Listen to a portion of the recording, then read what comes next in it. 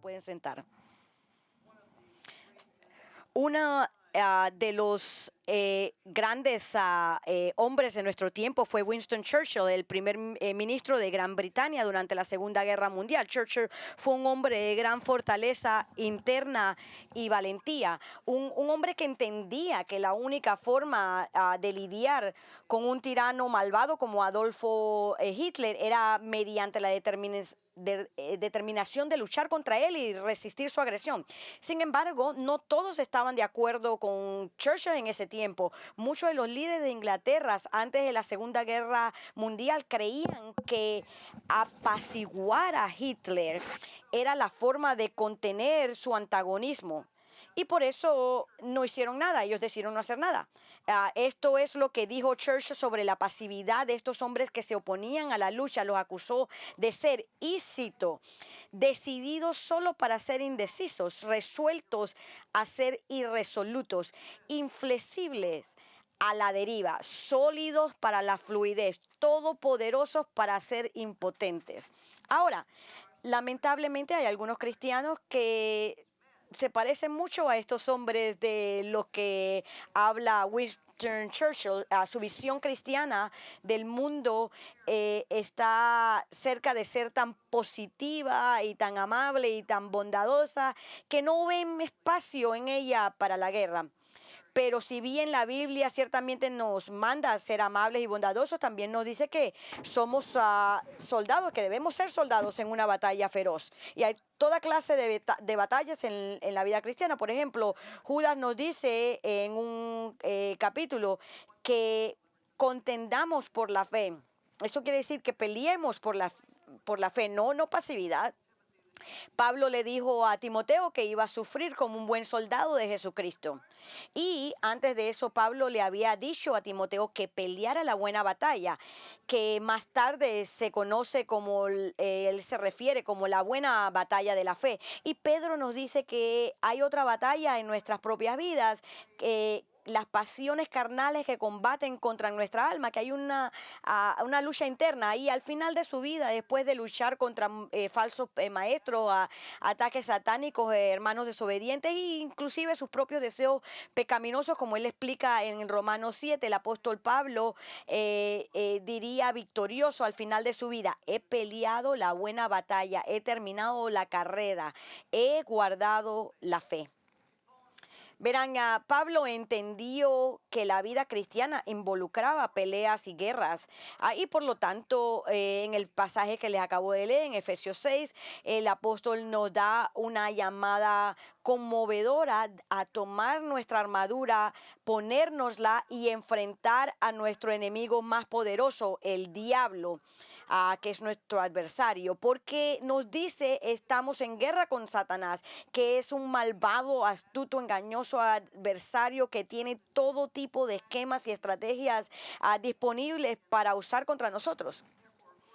Por lo tanto, según Pablo, la única manera de defendernos contra los ataques despiadados del maligno es cubrirnos con la armadura protectora que Dios nos ha provisto. Y así, comenzando con el versículo 14 de Efesios 6, Pablo identifica 6 piezas específicas de armadura diseñadas para protegernos en nuestras batallas espirituales.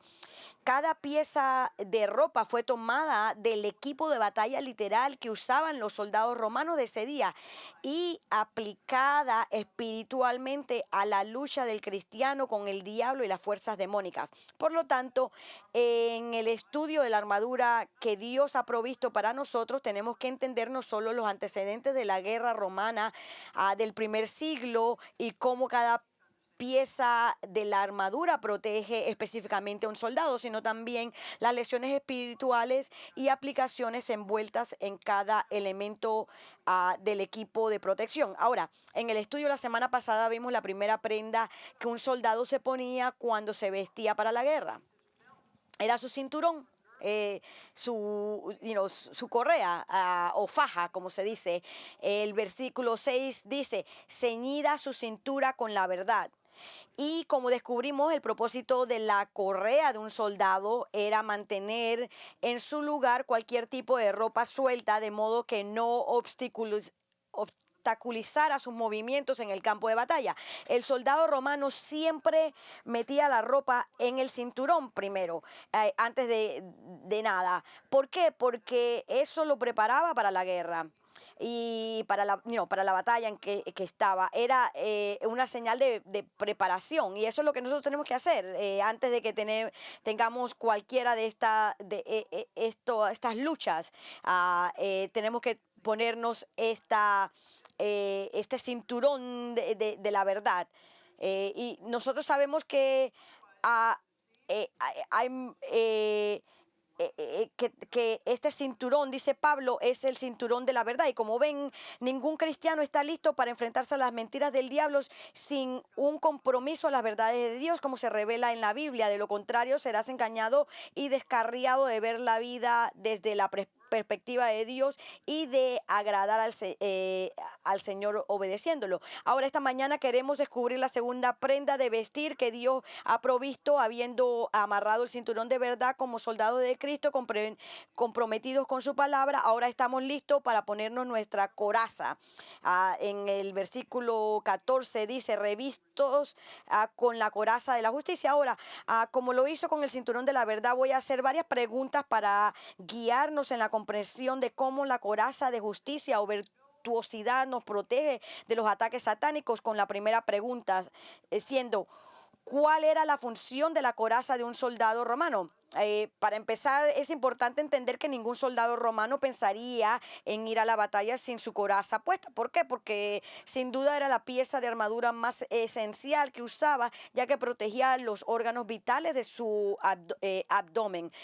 De hecho, era incluso más importante que su casco, porque las espadas utilizadas en el combate cuerpo a cuerpo eran cortas, no las espadas largas que podían cortarle la cabeza a alguien. Eran bastante cortas. Por lo tanto, la función de la coraza era protegerlo de las afiladas dagas utilizadas en combate, así como de las inesperadas flechas.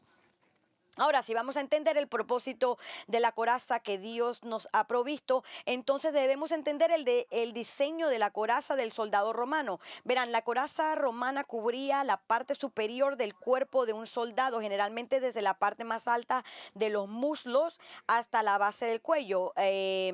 Por lo general estaba hecha de lino grueso o cuero, al que se unían piezas superpuestas de cuerno o discos de metal. A veces la coraza estaba hecha de grandes piezas de metal moldeadas o martilladas para adaptarse al cuerpo del soldado. Independientemente de los materiales específicos utilizados en la fabricación de la coraza, el propósito principal, nuevamente, el propósito principal de esta pieza de la armadura era proteger la sección media o el tronco de un soldado, aquellos órganos que nos referimos como el corazón, los pulmones, los intestinos, etcétera. Es decir, los órganos vitales que uno necesita para vivir. Ahora, eso puede parecer obvio para nosotros, pero es un punto obvio muy significativo. Y les voy a decir por qué. Los escritores de la Biblia tenían un nombre para la sección media de un cuerpo humano. Se referían a él como las entrañas o partes internas. Verán, en el pensamiento hebreo antiguo, las entrañas o el estómago, las partes internas, estaban asociadas con sentimientos y afectos. Y la razón de esto es porque las emociones tienden a darnos sentimientos en nuestros estómagos. Y a veces seguimos hablando de eso así cuando nos referimos hoy día a tener mariposas en el estómago. Y así, por ejemplo, leemos en primera de Juan 13:17: pero el que tiene bienes de este mundo y ve a su hermano en necesidad y cierra su corazón contra él, ¿cómo puede morar el amor de Dios en él? Ahora, la palabra traducida como corazón es literalmente partes internas o entrañas, y una traducción válida es: y le cierra las entrañas, es decir, cerrar su corazón compasivo y sus sentimientos. Ahora, la razón por la que esto es importante entender es porque este versículo y su verdad revela por qué necesitamos una coraza para protegernos en nuestra guerra contra Satanás. Como ven, miren esto. Así como necesitamos el cinturón de la verdad para proteger nuestras mentes del error, así también necesitamos una coraza para proteger nuestros sentimientos, emociones y efectos del error. ¿Por qué? Porque así como el diablo ataca nuestras mentes con sus mentiras, también ataca nuestras emociones y sus deseos con sus mentiras. Todo con el propósito de intentar desviarnos. En otras palabras, Él quiere que pongamos nuestro amor y afectos en las cosas incorrectas, no en las cosas que honran a Dios, las cosas que le dan a Él deleite, no, sino en las cosas que a nosotros nos dan placer y nos hacen sentir bien. Y entonces él se enfoca en nuestras emociones con el fin de provocar en nosotros unas respuestas malvadas. El diablo sabe que los sentimientos juegan un papel tremendo en nuestra vida y por lo tanto él juega con las emociones y quiere utilizarlas para llevarnos lejos de hacer lo que es recto y lo que es bíblicamente correcto. Y es por eso que es absolutamente crucial que nuestros sentimientos estén protegidos de estos ataques. Y ahora la protección que tenía un soldado romano era una coraza de cuero o lino, pero la coraza que Dios nos ha provisto, dice Pablo, es virtuosidad. Lo que nos lleva entonces a hacer una segunda pregunta. La pregunta primera era, ¿cuál fue la función de la coraza del soldado romano? Era proteger los órganos vitales de su sección media. Ahora, Pablo dijo que Dios nos ha provisto con una coraza de justicia o virtuosidad, y así que la segunda pregunta entonces que nos ayuda a entender el significado de la coraza de justicia es de qué manera la justicia o virtuosidad proporciona protección tras Satanás. El apóstol nos dice que Dios ha provisto justicia para proteger nuestros sentimientos y emociones, pero una vez más, así como tuvimos que tomar una decisión interpretativa con respecto al significado de la palabra verdad en el cinturón de la verdad, también debemos decidir qué quiere decir Pablo con la palabra justicia en la coraza de justicia. Y la razón por la que tenemos que tomar una decisión interpretativa es porque la Biblia se refiere a tres tipos de justicia y necesitamos saber cuál tenía Pablo en mente. Ahora, una clase de justicia de la que habla la Biblia es la justicia propia, que en realidad no es justicia en absoluto, pero una realidad, pero en realidad es un tipo de pecado es el tipo de pecado más peligroso que encontramos, ¿verdad?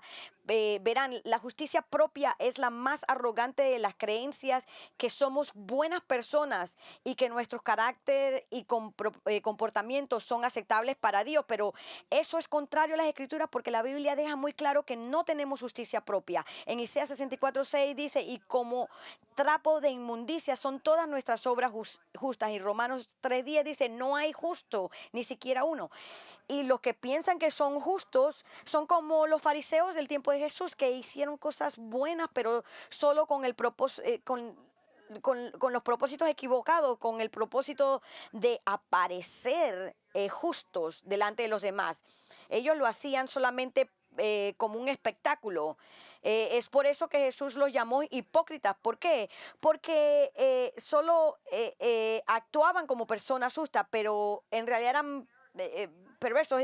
La palabra hipócrita originalmente viene del mundo antiguo, que significaba actores de teatro que usaban máscaras en una obra de teatro porque estaban interpretando un papel que era diferente de lo que realmente era, y eso es lo que es un hipócrita religioso, alguien que desempeña un papel diferente al que realmente es. Escuchen lo que Jesús dijo acerca de los fariseos y su comportamiento hipócrita y moralista en Mateo 6. Dice, cuídense de no practicar su justicia delante de los hombres para ser vistos por ellos. De otra manera no tendrán recompensa de su Padre que está en los cielos.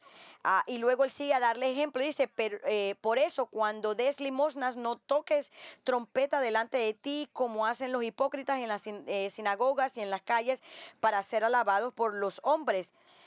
Así que imagínese que usted ve a alguien en las calles, un mendigo, y antes de darle algo, usted suena una trompeta para que todo el mundo lo mire, como decir, miren lo que estoy haciendo, y entonces va y le da dinero al mendigo.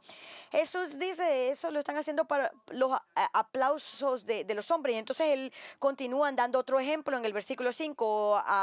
Él dice, cuando ustedes oren, no sean como los hipócritas, porque a ellos les gusta ponerse en pie y ora en las sinagogas y en las esquinas de las calles para ser vistos por los hombres. Así que imagínense que está en la 19, en la calle 19, y usted para el tráfico para que todo el mundo lo vea. Miren qué tan piadoso soy. Eso es lo que los fariseos hacían. A ellos no les interesaba la oración. am, o el ser bondadoso. No, ellos querían que la gente los vieran ellos. Ellos se miraban como que habían eh, eh, eh, am, hecho algo bueno. Todo lo que los fariseos hacían estaba motivado por su deseo de ser vistos y admirados por otros. Ellos pretendían ser piadosos, devotas, pero en realidad era todo por una show que estaban haciendo, ¿verdad?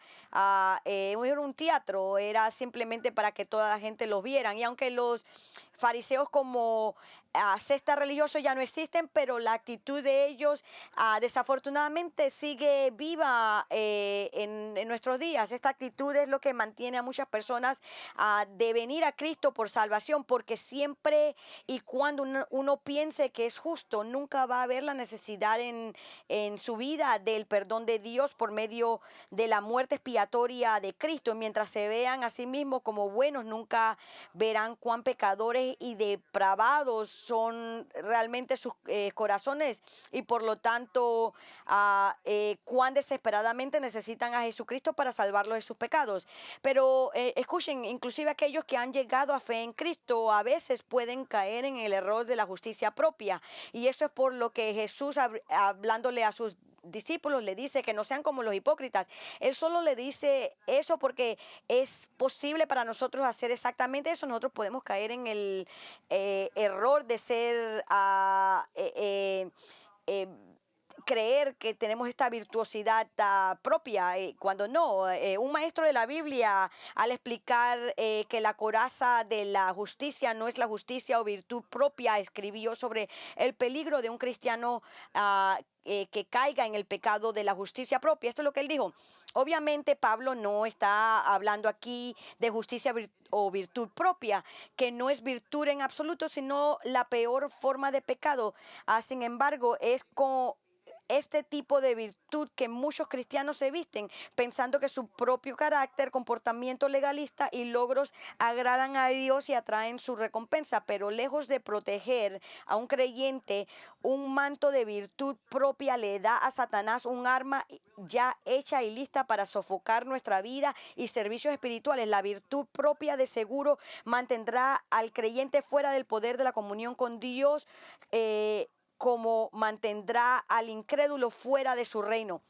Nuestra propia justicia, incluso como creyentes, no es más que trapos de inmundicia. No nos trae el favor de Dios ni la protección contra Satanás. Entonces, obviamente, Pablo no está diciendo en Efesios 6 que la justicia propia nos protege del diablo. Por lo contrario, los cristianos que tienen tendencias de justicia o virtud propia se abren a Satanás, porque su justicia o virtud propia sofoca un caminar saludable con Cristo. Como verán, aquellos que se concentran solo en el comportamiento externo como estándares de rectitud para verse bien por fuera, tienden a descuidar su propio corazón eh, eh, y sus actitudes internas. Su hombre interno. Eso es muy peligroso. Así que nosotros sabemos que la coraza de la justicia no se refiere a nuestra propia justicia, simplemente porque nosotros no tenemos justicia propia. Hay un segundo tipo de justicia que tenemos que considerar para determinar si eso es lo que Pablo se está refiriendo en la coraza de justicia. Y el segundo tipo de justicia o virtuosidad de la que habla la Biblia es la justicia o virtuosidad atribuida. Ahora, ¿qué significa esto? Bueno, el concepto de atribuir o imputación simplemente significa acreditar la cuenta de alguien, acreditar algo a la cuenta de alguien, imputar o atribuir algo a alguien es tomar algo que pertenece a una persona y ponerla en la cuenta de otra persona. Por lo tanto, lo que significa virtuosidad atribuida es que Dios acredita la justicia de Jesucristo a aquellos que confían en Él para su salvación. Eso quiere decir, él coloca la virtuosidad perfecta de Jesucristo, es decir, su perfecta obediencia a la ley de Dios, algo que nosotros no podíamos hacer y no hemos hecho, y Él la pone en nuestra cuenta en el momento que nosotros confiamos en Cristo para que nos salve. Amigos, esto es realmente el corazón del Evangelio. Nosotros no hablamos de esto tanto como hablamos de el perdón de los pecados, pero esto es la base de nuestra salvación. Escuchen lo que dice 2 Corintios 5:21, hablando de Dios el Padre en Cristo, al que no conoció pecado, lo hizo pecado por nosotros, para que fuéramos hechos justicia de Dios en él. Este es el intercambio grandioso. Dios le pone nuestros pecados a Cristo a morir por nosotros. Dios le pone a Cristo, le atribuye nuestros pecados, aunque personalmente no tenía el pecado. Él le pone esto y nos pone la virtud de Cristo a nosotros, aunque nosotros realmente no éramos virtuosos. La palabra teológica bien grande para esto es justificación, y es una verdad gloriosamente maravillosa. El doctor Martin Lloyd Jones explicó por qué la justificación y no solo el perdón de nuestros pecados es necesaria para que podamos ir al cielo. Necesitamos más que el perdón de los pecados, necesitamos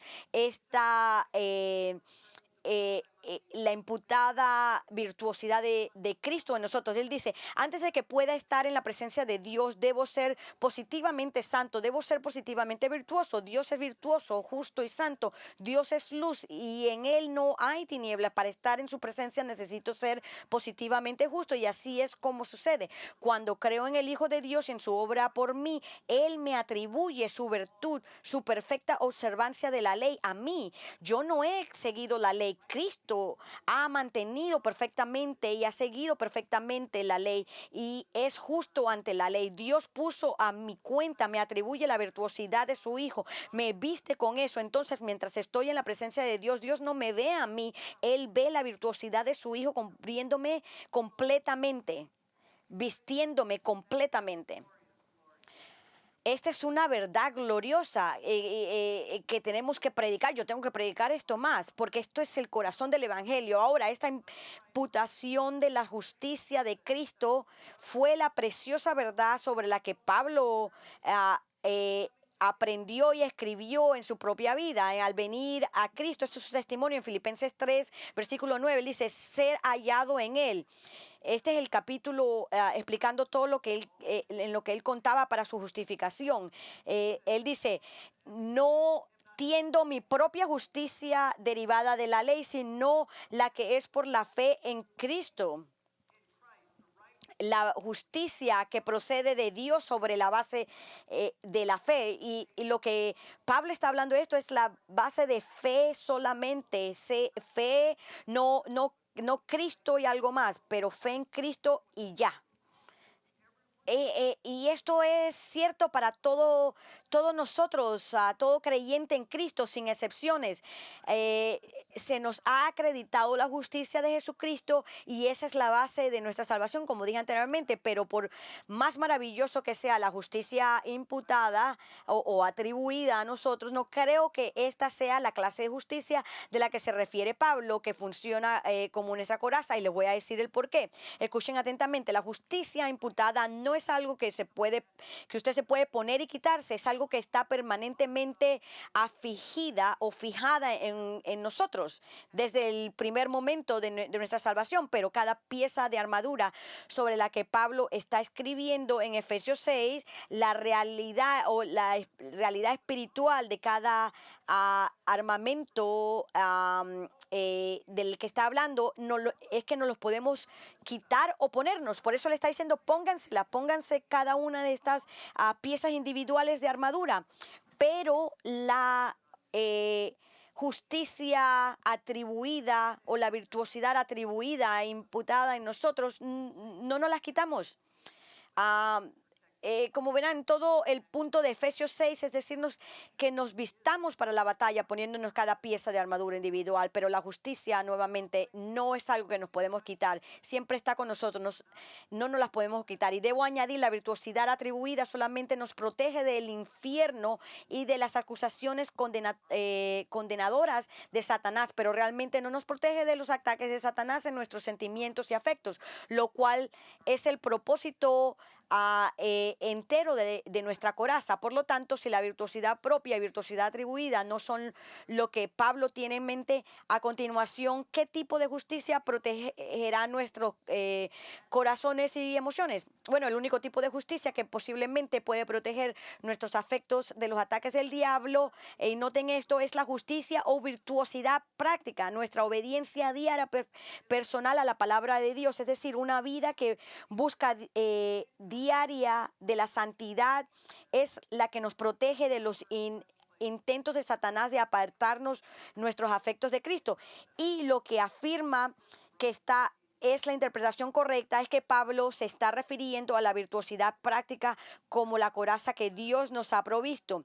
Es que menciona este mismo concepto en algunas de nuestras en algunas de sus otras cartas del Nuevo Testamento. Por ejemplo, él escribió en Romanos 13:12, él dice, la noche está muy avanzada y el día está cerca, por tanto, desechemos las obras de las tinieblas y vistamos con las armas de la luz, la armadura de luz. Aquí es lo opuesto de las obras de las tinieblas. También nuevamente Pablo escribe en 1 de Tesalonicenses 5, pero puesto que nosotros somos del día, seamos sobrios, habiéndonos puesto la coraza de la fe y del amor, y por casco la esperanza de la salvación. Una vez más, la fe y el amor son palabras que expresan un comportamiento práctico y recto. En ambos lugares Pablo habla de una coraza en términos de comportamiento justo con la justicia imputada de Cristo. Entonces solo tiene sentido que cuando habla de la coraza de justicia en Efesios 6, quiere decir lo mismo, la justicia práctica de la obediencia personal al Señor. Ahora bien, aunque la justicia práctica es algo que hacemos, no es lo mismo que la justicia propia, porque no se origina en nosotros. Como verán, el Espíritu de Dios obra en cada cristiano, produciendo el carácter justo de Cristo en nosotros. A esto se le llama santificación y es una experiencia progresiva, momento a momento. En Romanos 6:3 él dice, ni presenten los miembros de su cuerpo al pecado como instrumentos de iniquidad, sino preséntense ustedes mismos a Dios como vivos de entre los muertos y sus miembros a Dios como instrumentos de justicia. Usted ha sido nacido nuevamente, dejen de vivir su vida vieja. Como ven, en el momento de salvación usted recibe una nueva naturaleza. Pedro se refiere a ella como la naturaleza divina. Y esa nueva naturaleza divina es la que lo habilita con ambos el deseo y el poder de vivir piadosamente. Usted no tenía eso anteriormente. Esto es lo que se conoce teológicamente como regeneración. Dios le ha dado vida a usted y una nueva naturaleza. Usted tiene ahora el deseo de obedecerle. Usted sigue luchando contra eso, pero tiene ahora el deseo de hacerlo y tiene ahora el poder de poder hacerlo. Y como resultado, Pablo nos dice, preséntense a Dios como un instrumento de justicia o virtuosidad. Y además el Espíritu Santo vive dentro de usted, le da el poder de poder vivir virtuosamente de acuerdo con la palabra de Dios. Por lo tanto, como aquellos que han sido hechos nuevas criaturas en Cristo, debemos de conscientemente y continuamente vivir como nuevas criaturas en Cristo, al conducirnos nosotros mismos de acuerdo a las normas virtuosas de la palabra de Dios en ambas actitudes y acciones. En otras palabras, debemos buscar la santidad. Esa es nuestro deseo, lo que debemos hacer. Esta fue precisamente la experiencia de Pablo, como nos dice en Filipenses 3, 12 al 14, dice, no es que ya lo haya alcanzado o que ya haya llegado a ser perfecto, sino que sigo adelante a fin de poder alcanzar aquello para lo cual también fui alcanzado por Cristo Jesús. Hermanos, yo mismo no considero haberlo ya alcanzado, pero una cosa hago, olvidando lo que queda atrás y extendiéndome a lo que está adelante, prosigo hacia la meta para obtener el premio del supremo llamamiento de Dios en Cristo Jesús. Él dice, estoy siguiendo, prosigo haciendo esto. Nuevamente, hermanos, yo no mismo no considero haberlo ya alcanzado, pero una cosa hago olvidando lo que queda atrás. Pablo dice, tengo que poner a un lado mi pasado. Yo era alguien que mataba a la gente, perseguía a la gente. No puedo enfocarme eso. Cuando me estoy enfocando como un corredor, yo no miro lo que está detrás de mí, yo miro lo que está adelante. Él dice, yo me extiendo a lo que está adelante, prosigo hacia la meta para obtener el premio. Ahora, lo que hace que estos versículos sean tan significativos es que, habiendo hablado recientemente de la virtuosidad atribuida de Cristo como la base de su salvación, el apóstol ahora se refiere a la virtuosidad práctica de la obediencia diaria en búsqueda de seguir a Cristo. Verán, aunque la virtuosidad atribuida y la virtuosidad práctica son muy diferentes, existe una relación importante entre las dos. Como dijo un teólogo, la virtud atribuida hace posible la virtud práctica, pero solo la obediencia al Señor hace que la virtud práctica sea una realidad. En otras palabras, solo aquellos que tienen virtud atribuida, a solo ellos, y eso es cada cristiano, han sido transformados internamente para poder perseguir y vivir las verdades virtuosas de las escrituras con los motivos correctos, a hacerlo de corazón. Ahora, esta es una verdad fundamental que debe comprender si va a estar protegido de Satanás. Y digo esto porque han habido muchos cristianos a lo largo de la historia de la iglesia, y lo mismo que en nuestros tiempos, que han acogido la idea que una vez que eres salvo, que en realidad no importa la forma en que vives, debido a que ya has sido perdonado y por lo tanto estás seguro en Cristo y tienes lo que los teólogos dicen, una seguridad, y la virtuosidad atribuida de Cristo lo protege eternamente. Por lo tanto, de acuerdo con este punto de vista, ¿para qué molestarnos con la obediencia a Dios? Eso es simplemente una opción en lugar de algo que Dios nos ordena que hagamos.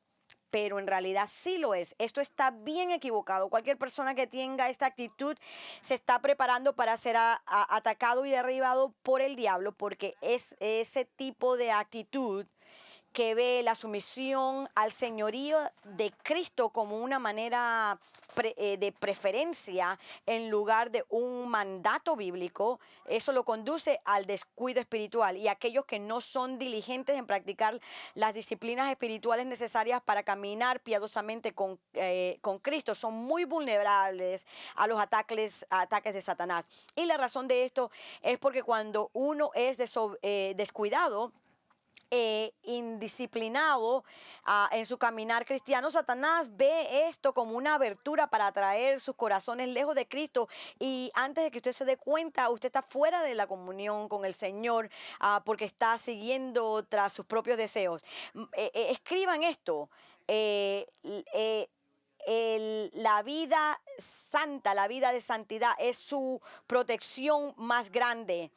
Una vida santa es la mayor defensa y protección que Dios le ha proporcionado contra los ataques de Satanás a sus afectos y deseos. Fue ese gran hombre de Dios escocés, Robert Murray McKinney, quien dijo una vez: un hombre santo es una arma asombrosa en la mano de Dios. Ahora, intentemos unir todo esto. Tenga en cuenta, una coraza protege su sección media, la cual en la antigüedad se asocia con sus sentimientos y afectos, y por lo tanto el principio de esta coraza protectora es que solo su virtuosidad práctica, es decir, su compromiso personal de vivir diariamente siguiendo la palabra de Dios, solo eso es lo que lo protegerá de que Satanás lleve sus sentimientos y afectos lejos de Cristo, y las cosas de Dios, lo que básicamente se reduce a esta verdad eterna. La manera de mantener su corazón cálido y enamorado de Jesús es mantener la comunión con Él, siendo diligente en obedecer su palabra. Así es como protege usted su corazón de que Satanás aleje su afecto de Cristo. El diablo es tan malicioso y tan astuto que puede y lo hará trabajar en apartar su afecto lejos de Cristo, y usted a lo mejor ni siquiera se dé cuenta debido a que es tan engañoso. Aparentemente, esto es precisamente lo que le sucedió a los efesios más adelante en su historia, porque escuchen lo que leemos en Apocalipsis 2, en la carta de Jesús, que Jesús escribió, nuestro Señor, a la iglesia en Efeso. Él escribió en Revelaciones a 7 diferentes iglesias en Asia Menor, y en una de esas cartas se fue a Efeso en el capítulo 2, empezando en el versículo 2 al 4. Miren lo que él dice: yo conozco tus obras, tu fatiga y tu perseverancia, y que no puedes soportar a los malos, y has sometido a prueba a los que se dicen ser apóstoles y no lo son, y los has llamado mentirosos. Tienes perseverancia y has sufrido por mi nombre y no has desmayado.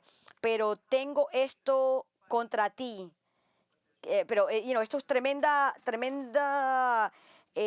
elogio del Señor a esta iglesia, lo primero que él dice. Pero mire lo que dice. Él dice: pero tengo esto contra ti, que has dejado tu primer amor. Jesús le dice que a pesar de que son una activa, enérgica iglesia que trabaja duro, ellos permitieron que sus afecciones se alejaran de Él, de manera que lo habían abandonado a Él como su primer amor. Eso es como decir que habían permitido que disminuyese su devoción y afecto original por Él. Déjenme ponerlo de esta manera: la luna de miel con Cristo se había acabado. La emoción del primer amor por el Señor se había acabado. Como ven, su amor por Cristo se había vuelto rutinario y rancio. Se habían convertido en una iglesia de gran moralidad y ortodoxia doctrinal, pero se habían vuelto fríos y estériles en sus afectos personales por Cristo, y la razón de esto es porque se habían vuelto descuidados en su propia virtuosidad personal, y Satanás los atacó donde eran más vulnerables. Y sabemos que la gente de esta iglesia habían bajado su coraza de virtuosidad personal debido al mandamiento que sigue la reprensión de Cristo. En el versículo 5 él dice: recuerda por tanto de dónde has caído y arrepiéntete. Él dice: recuérdense de dónde ustedes vinieron, arrepéntense y haz las obras que hiciste al principio cuando fuiste salvo. Si no, vendré a ti y quitaré tu candelabro de su lugar, si no te arrepientes. El Señor le está diciendo que se arrepienta. El Señor les ordenó recordar los primeros días y semanas posteriores a su conversión.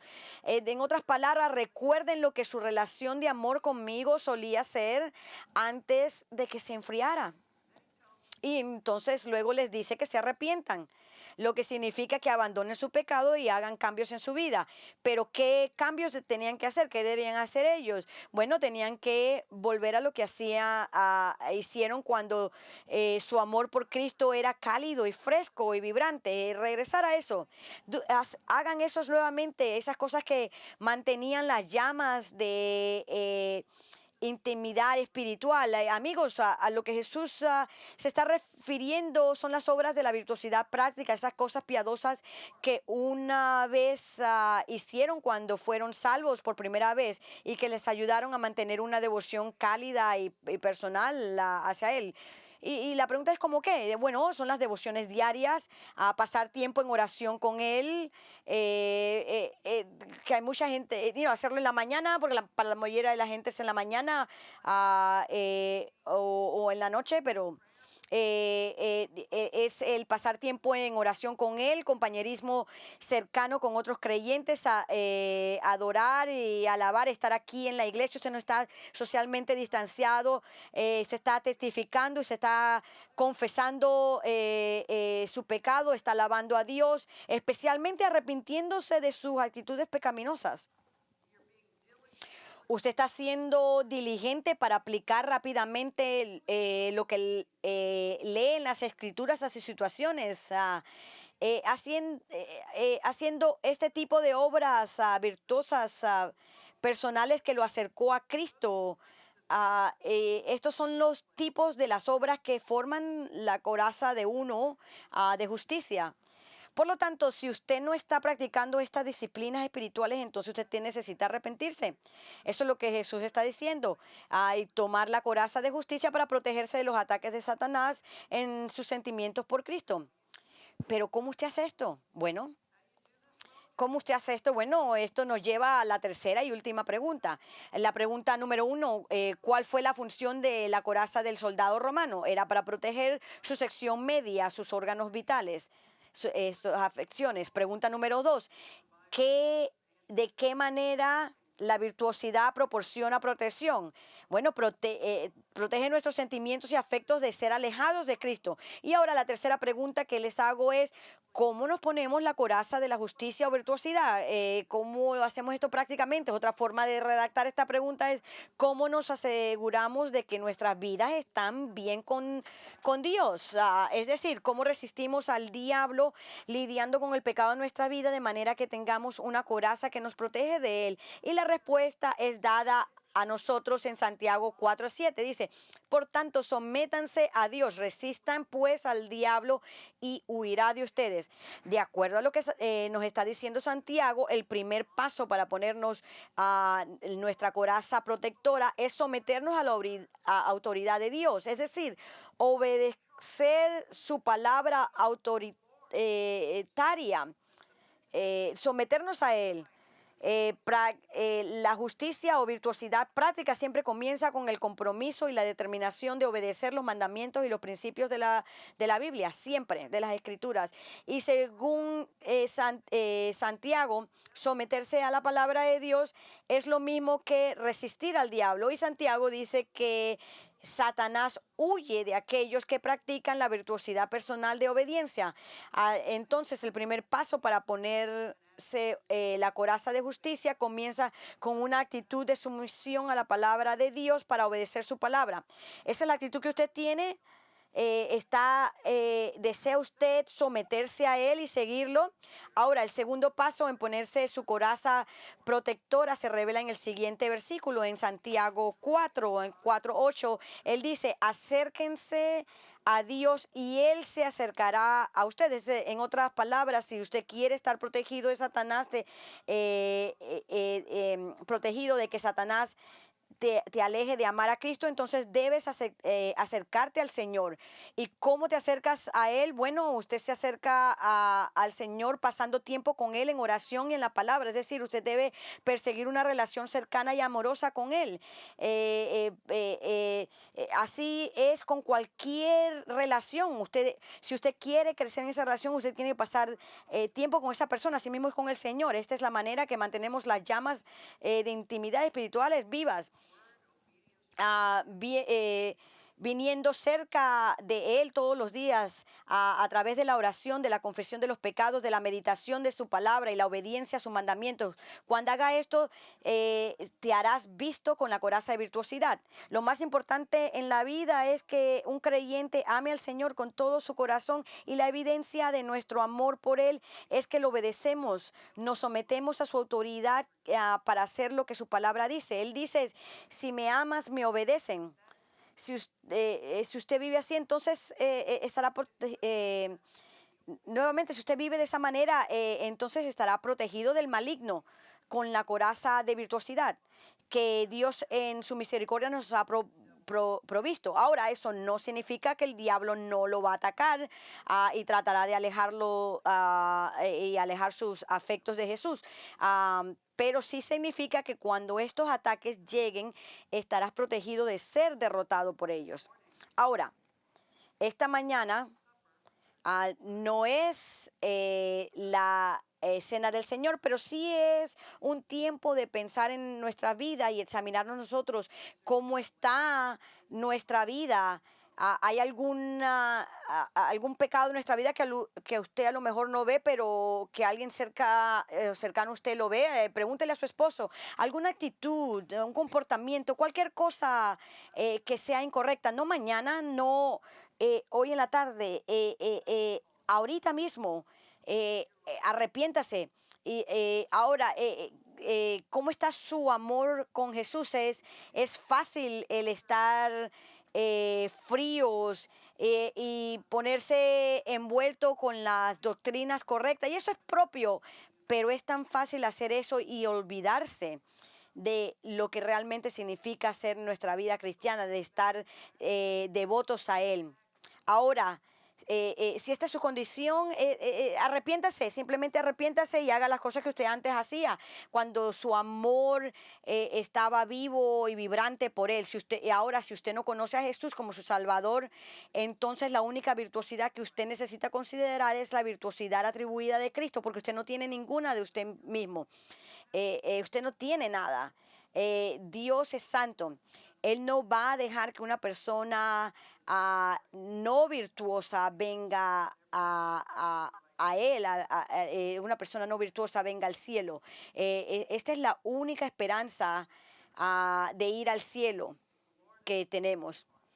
Si el Señor ha trabajado en su vida y usted no conoce a Cristo, usted quiere hablar con alguien acerca de cómo venir a conocer a Cristo, yo lo invito que cuando cerremos el servicio, yo voy a estar aquí, vengan a verme, vengan a verme. Hablaremos o si no, tendremos a uno de nuestros ancianos a hablar con ustedes. Ahora voy a orar y voy a dar la palabra a Rick White, el presidente de los ancianos. Vengan conmigo en oración, por favor. Padre, ciertamente te damos gracias por ser tan bueno con nosotros y proveer esta coraza de virtuosidad. Señor, te pedimos que ayudes a cada creyente de tener esta resonancia, de que esto venga a nosotros, de que digamos, sí, nosotros a lo mejor nos hemos olvidado de ti, alejados, pero queremos regresar y la manera de regresar es arrepintiéndonos, queremos tener nuestro corazón caliente contigo, Señor, y pedimos que tú trabajes en cada uno de nuestra vida y oro por aquellos que no te conocen como Señor y Salvador, aquellos que creen que su vida justa o su propia virtuosidad, virtuosidad que sale de ellos mismos, es buena, pero eso no es el caso. Ellos necesitan tu virtuosidad, Señor, atribuida a ellos, Señor. Tráelos a ti, Señor, a través del poder de Dios. Oramos esto en el nombre del Señor Jesucristo. Amén.